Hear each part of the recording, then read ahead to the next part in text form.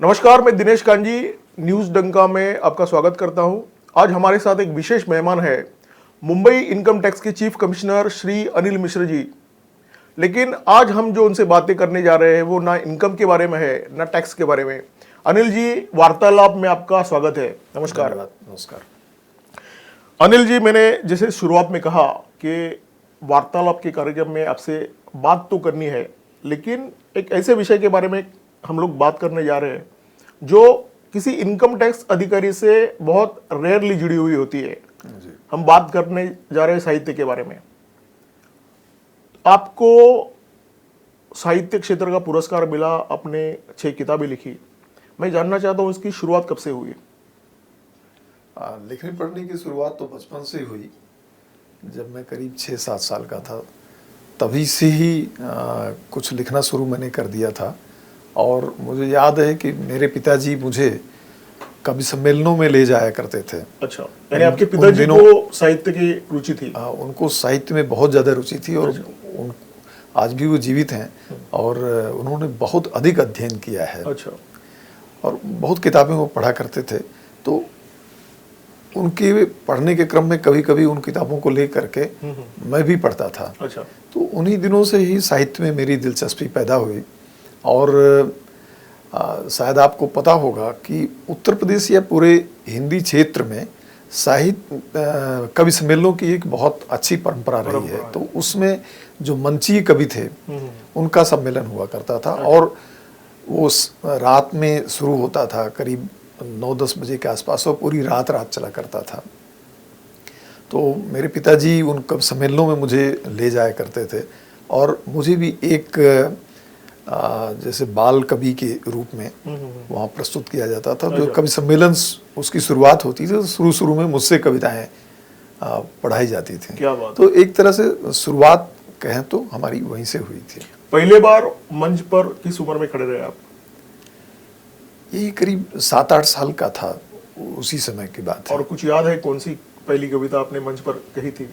मुझे वो कविता तो याद नहीं है। हाँ। एक करुण जी हुआ करते थे, दूधनाथ शुक्ल करुण, वो कवि थे। उनको साहित्य में बहुत ज़्यादा दिलचस्पी थी और वो कवियों को बुला करके बड़े अच्छे आयोजन किया करते थे। तो उनका संपर्क किसी तरह से मेरे पिताजी से था और जब पिताजी से था तो उस माध्यम से मैं भी उनके संपर्क में आ गया। अच्छा। तो फिर जब भी कभी सम्मेलन होता था तो मुझसे बहुत ज़्यादा प्रभावित थे। अच्छा। तो कहीं भी कुछ हो रहा है तो उस आयोजन में मुझे वो बुला लिया करते थे। अच्छा। अच्छा लिखने के लिए अच्छा पढ़ना भी जरूरी है। और आपने कहा कि आप अपने पिताजी की कई किताबें पढ़ते थे, तो बचपन में आपने किन लेखकों को पढ़ा, कवियों को पढ़ा, और उसमें से कौन से लेखक से आप प्रभावित हुए? हाँ, ये पढ़ने की शुरुआत जो हुई, जैसा कि उत्तर भारत के ज़्यादातर घरों में होता है कि घर में रामचरितमानस की किताब है, तो मेरी भी शुरुआत जो है, अगर देखें कि छोटी किताबों की बात ना करें, बड़ी किताबों को करें, तो रामचरितमानस से हुई। यानी अपने महाकवि से शुरुआत की? हाँ, रामचरितमानस को मैं रोजाना पढ़ता था। और आपको मैं बताऊं कि रामचरितमानस जिसमें 7 कांड हैं, उसको मैं कम से कम बचपन में ही 3-4 बार पढ़ गया था। और बचपन में मुझे रामचरितमानस की कम से कम समझिए कि हजारों चौपाइयाँ याद थी, हजारों दोहे याद थे। और एक तरह से कविता कैसे लिखी जानी चाहिए, उसकी पहली प्रेरणा मुझे रामचरितमानस से ही मिलती है। फिर इसके बाद मैंने तुलसीदास की लिखी हुई दोहावली भी पढ़ी, कवितावली पढ़ी, उनकी तमाम और किताबों को पढ़ा। पिताजी की एक बहुत छोटी सी लाइब्रेरी भी होती थी। उस लाइब्रेरी में ज़्यादातर वो सर्वोदय आंदोलन से जुड़े हुए थे। अच्छा। तो तमाम सर्वोदय आंदोलन से जुड़ी हुई नेताओं की लिखी हुई किताबें हुआ करती थी। तो उन किताबों को भी मैंने पढ़ा था। मैंने कुछ नाटक वगैरह भी पढ़े थे। तो इस तरह से शुरुआत मेरी वहीं से होती है। अभी भी आप पढ़ते हैं? समय मिलता है आपको? बिल्कुल, मैं लगातार पढ़ता रहता हूँ। और एक तरह से देखा जाए कि पढ़ना और लिखना ये मेरे लिए ठीक उसी तरह से है जिस तरह से किसी भी व्यक्ति के लिए जीवित रहने के लिए खाना पीना और सोना। यानी एक किताब महीने में क्या रेशो है आपका? देखिए, मैं बहुत धीमे पढ़ता हूँ। अच्छा। जहाँ तक मेरी पढ़ने की रफ्तार है, एक किताब को, कुछ लोग होते हैं कि उपन्यास कोई ले लिया और उसको 2-3 दिन में ख़त्म कर दिया। मुझे उपन्यास कोई लिया अगर 300 पेज का भी, तो मैं उसको 3 महीने में पढ़ता हूँ। अच्छा। मेरी रफ्तार यही है, मैं बहुत धीरे धीरे पढ़ता हूँ। अपनी व्यस्तता के कारण या नहीं, आदत व्यस्तता है? नहीं, मेरी आदत है, मैं इसी रफ्तार से ही पढ़ता ही हूँ। और यहाँ तक मैं बताऊँ कि सिविल सर्विसेज की तैयारी करते समय भी जो किताबें थीं उसको भी मैं इसी रफ्तार से पढ़ता था, बहुत धीरे धीरे पढ़ता था। मेरे मित्र कई बार मुझे ये बताया करते थे कि उन्होंने, जैसे मान लीजिए कि कोई दर्शन शास्त्र का विषय है, इतिहास का विषय है, तो वो किताब उन्होंने 4 बार पढ़ डाली, 5 बार पढ़ डाली। तो मैं उन दिनों बड़ा चिंतित भी हो जाया करता था कि मेरी रफ्तार तो इतनी कम है कि मैं एक बार भी नहीं ख़त्म कर पाया हूँ। अच्छा। और ये 4 बार 5 बार तो मेरा सिलेक्शन कैसे होगा? अच्छा। लेकिन ठीक है, मेरी अपनी स्टाइल थी। स्टाइल का मतलब होता है कि मैं जब कोई एक लाइन पढ़ता हूँ तो उस लाइन के जितने भी मंतव्य हो सकते हैं और उसका जो कॉन्सेप्ट है वो समझने की कोशिश करता था। मेरी एक और आदत थी कि किताब को पढ़ते समय उस पर ही, मैं अपनी किताब पर ही नोट लिखता रहता था। अच्छा। तो इस तरह से मुझे पढ़ने में बहुत ज़्यादा समय लगता है। तो पिताजी से कभी डांट नहीं पड़ी किताबों पर लिखने के कारण? नहीं नहीं, बल्कि उल्टा था। अच्छा। मेरे पिताजी सिर्फ और सिर्फ मुझे साहित्यकार बनते हुए देखना चाहते थे। अच्छा। यहाँ तक कि जब मेरा सिविल सर्विसेज में सिलेक्शन हो गया तब भी उनको उतनी प्रसन्नता नहीं थी जितनी प्रसन्नता उस समय होती कि मैं एक बड़ा साहित्यकार बन गया उस समय। अच्छा। तो आज भी उनको ठीक है, जो एक ज़रूरतें होती हैं घर की हैं और किसी भी आदमी के जीवन के लिए जो जीविकोपार्जन की ज़रूरतें होती हैं उसके लिए जिस नौकरी में आया वो ज़रूरी था। लेकिन मेरे लिए भी और पिताजी के लिए भी, दोनों के लिए जो लक्ष्य था वो साहित्य ही था, लिखना पढ़ना और उसी दिशा में बढ़ना। तो आपके पिताजी तो जरूर प्रसन्न हुए रहेंगे क्योंकि बहुत ज़्यादा। आपको अभी राज्य हिंदी साहित्य अकादमी का पुरस्कार मिला है, आपकी 6 किताबें रिलीज हुई है। तो क्या जब आपको पुरस्कार मिला है कि लेखक के तौर पर, उनको क्या कैसा लगा था? जब ये पुरस्कार डिक्लेयर हुआ तो सबसे पहले मैंने उन्हीं को सूचित किया। अच्छा। क्योंकि मुझे पता था कि उनसे अधिक प्रसन्न इस बात को लेकर के कोई नहीं होगा। तो प्रतिक्रिया उनकी यही है कि बहुत ज़्यादा कुछ कहते नहीं हैं, लेकिन मैं उनके मन के जो अनुभव हो रहे होते हैं, जो उनके मन में हो स्थितियाँ होती हैं, उसको मैं समझता हूँ। उनकी आंखें और चेहरा पढ़ लेते हैं? हाँ, पढ़ लेते हैं। नहीं, आवाज़ से भी मैं समझ लेता हूँ जी, जी, जी। कि उनकी आवाज़ में ही होता है कि जब वो प्रसन्न है तो किस तरह से बोल रहे हैं, लेकिन उसके लिए ज़्यादा शब्दों का प्रयोग नहीं करते हैं।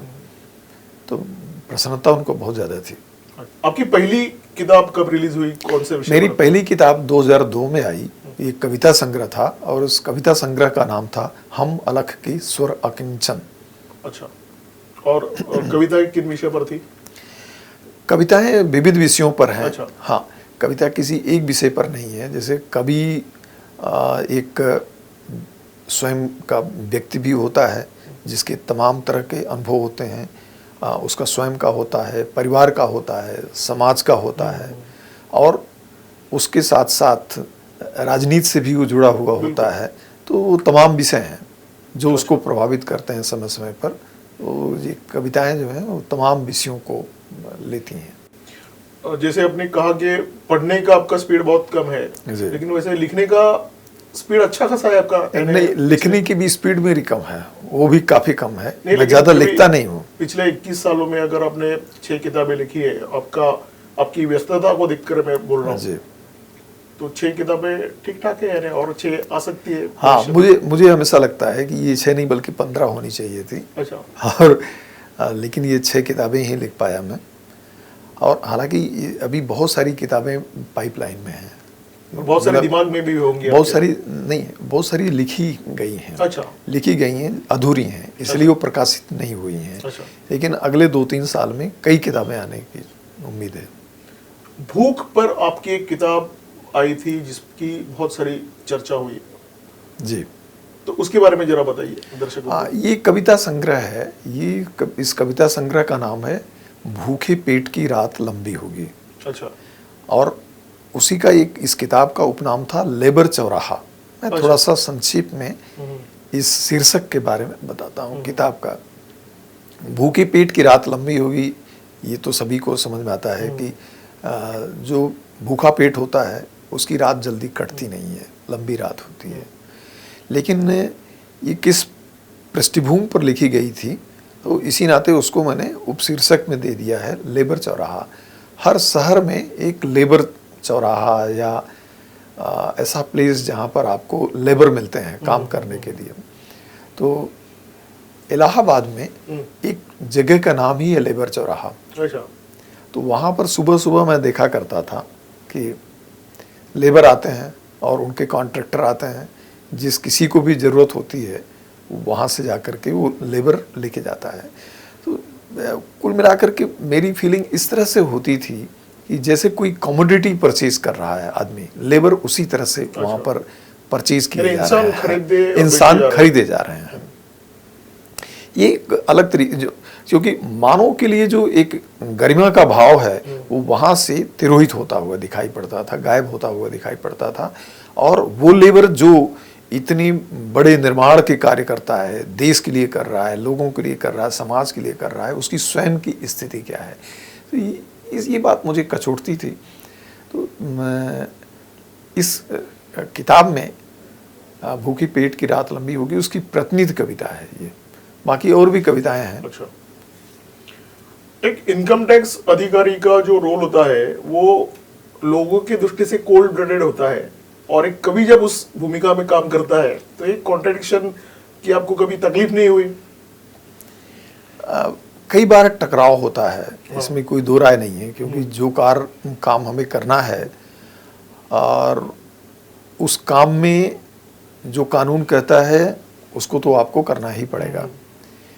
लेकिन व्यक्ति होने के नाते एक संवेदना का भी मुद्दा ज़रूर सामने आ जाता है कि जैसे कोई आदमी दुखी है, परेशान है, लेकिन फिर भी अगर मान लीजिए कानून के दायरे में है और कानून उससे कोई पूछताछ कर रहा है, तो इस तरह के बहुत सारे वाक़यात ज़िंदगी में आए हैं, जबकि लगा कि एक व्यक्ति के रूप में मुझे ये शायद नहीं करना चाहिए, लेकिन अधिकारी के रूप में, एक जिम्मेदारी के रूप में वो मुझे हमेशा करना पड़ता था। तो लेकिन मैं समझता हूँ कि इस तरह की जद्दोजहद, इस तरह का एक तरह का संघर्ष, टकराव, ये हर व्यक्ति में होता है, किसी न किसी रूप में दिखाई पड़ता है।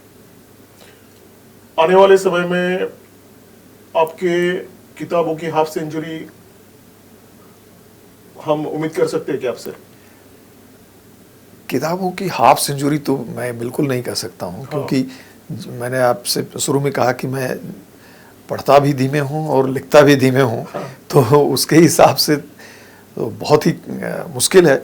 और हाँ, मैं संख्या की पर बहुत ज़्यादा नहीं जाता हूँ। और कई बार होता है कि हमारे कई मित्र हैं जो कहते हैं कि देखिए मैंने जल्दी से ये सब लिख डाला। मैं कभी जल्दी से कुछ नहीं लिखता हूँ। मेरी कोशिश होती है कि जब तक मैं खुद अपने लिखने से संतुष्ट नहीं हूँ तब तक उसको अंतिम रूप नहीं देता हूँ। और कई बार होता है कि मैंने लिख भी लिया है लेकिन उससे खुश नहीं हूँ तो किताब में मेरी नहीं आएगा। तो इस तरह की बहुत सारी लिखी हुई चीज़ें मेरी पड़ी रह जाती हैं। तो कुल मिलाकर के स्वयं का संतुष्ट होना अपने लिखे पर मेरे लिए ज़्यादा ज़रूरी हो जाता है। संख्या पर उतना ज़्यादा जोर नहीं, संख्या जो भी हो जाएगी, लेकिन जो भी लिखूं कोशिश हो कि फिर लोग उसको पढ़ें। आपने बताया कि एक कवि करके आपकी भावुकता और आपका जो काम है उसमें बहुत बार टकराव हुआ, हर एक व्यक्ति के जीवन में होता है। तो कभी इस टकराव पर भविष्य में लिखना चाहेंगे क्या? यानी आपने जो काम किया है या आपकी जो सर्विस रही है ओवरऑल? जी हाँ, ये इसकी योजना है और बहुत जल्दी ही, बल्कि इस पर एक किताब लिखने की मैं सोच रहा हूँ कि अपनी सर्विस के दौरान जो मेरे तमाम तरह के अनुभव रहे हैं और उसमें कुछ बड़े ही संवेदनशील मौके आए हैं। तो उन संवेदनशील मौक़ों को लेकर के और साथ ही अपने खुद के अनुभव जो दूसरों के लिए भी कहीं न कहीं से प्रासंगिक हो सकते हैं, रिलेवेंट हो सकते हैं, वो मैं लेके आना चाहता हूँ। क्योंकि आप जब कभी किसी सेवा में होते हैं, कानून के दायरे में होते हैं, तमाम तरीके से आप बंधे होते हैं, तो बहुत सारे एक्सप्रेशंस आपके नहीं आ पाते हैं। लेकिन मैं ज़रूर चाहूँगा कि उसको हम लिपिबद्ध करें। बहुत बढ़िया, लोगों को पढ़ने में भी बहुत आनंद आएगा। जी, वो काफ़ी लोगों को इंटरेस्टिंग हो सकता है। बिल्कुल बिल्कुल, क्योंकि आप जिस क्षेत्र में काम कर रहे हैं वही अपने आप में बहुत इंटरेस्टिंग फील्ड है। जी, अनिल जी, माँ सरस्वती की आप आराधना कर रहे हैं और ये आराधना आप वर्षों तक करते रहे, ये हमारी शुभकामना है। न्यूज़ डंका के स्टूडियो में आप आए, हमारे साथ चर्चा की, इसके लिए बहुत बहुत धन्यवाद। धन्यवाद।